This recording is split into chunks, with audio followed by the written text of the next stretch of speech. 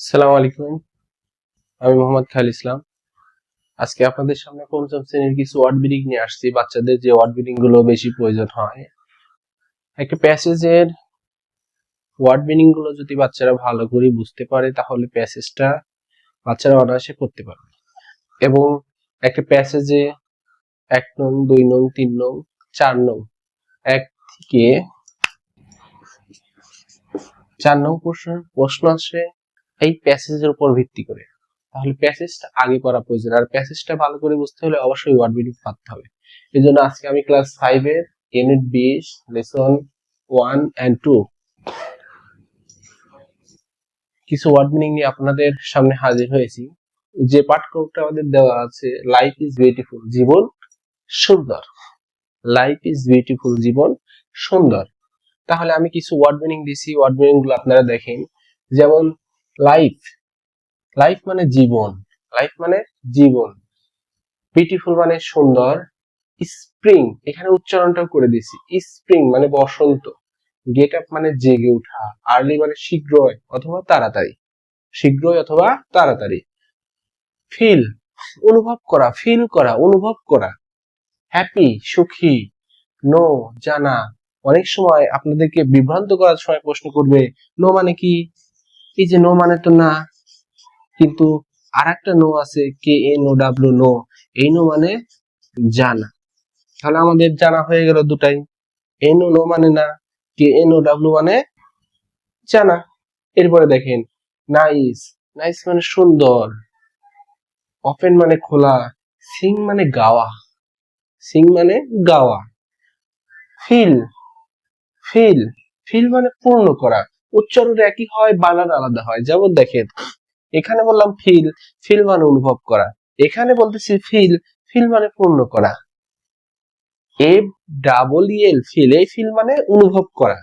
আর FILL, এই feel মানে পূরণ করা।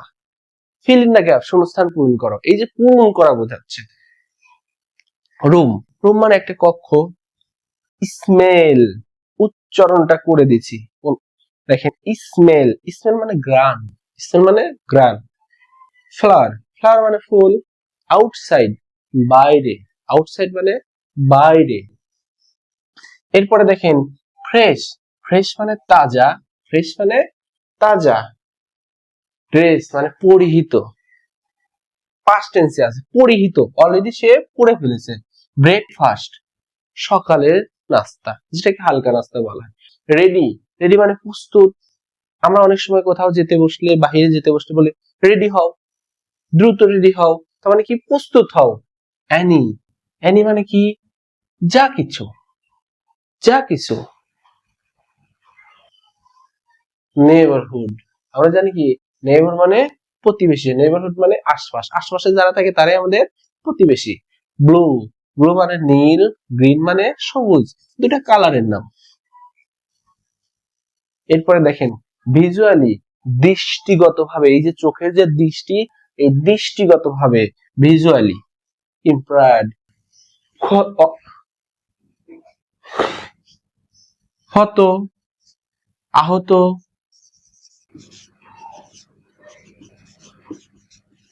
ক্ষতিগ্রস্ত হতে পারে। তিনটার অর্থ দেওয়া যায়। অ্যাবল, অ্যাবল মানে সক্ষম, কোন কাজে সক্ষম। বলতেছে সে এই কাজে সক্ষম, সে এই কাজে সক্ষম। তাহলে বলতেছে এই সক্ষমের বিপরীত অক্ষম। অক্ষমের ইংরেজি কি, আনএবল। আনএবল মানে কি, অক্ষম। জন্মগ্রহণ, ব্রন, ব্রন মানে জন্মগ্রহণ।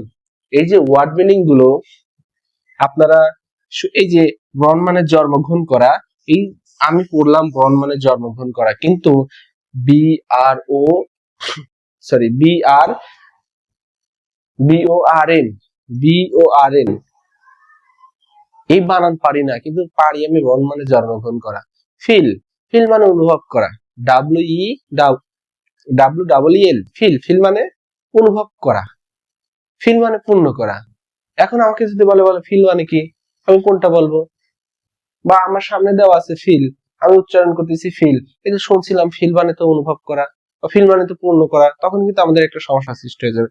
এই জন্য আমাদের বাংলা অর্থের পাশাপাশি ইংরেজি বানানটা অবশ্যই পারতে হবে, মনে রাখতে হবে, তবে আমরা ইংরেজিতে ভালো করতে পারবো।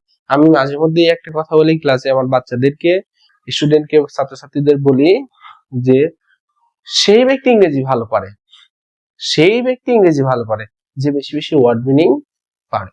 ওয়ার্ড মিনিং এবং ইংরেজির প্রাণ বলা হয় ভার্ব। ভার্ব মানে কাজ। এই ভার্বের ব্যবহার যে পারে সে ইংরেজি ভালো পারে। তো পরবর্তী দিন অবশ্যই আমরা ইউনিট 20 এর লেসন 3 এবং 4 ক্লাসটা দেব। অবশ্যই আপনারা এই ক্লাসটা করবেন এবং ক্লাসটা করার পরে কমেন্ট বক্সে অবশ্যই ডান লিখে যাবেন। বাই বাই, আল্লাহ হাফেজ।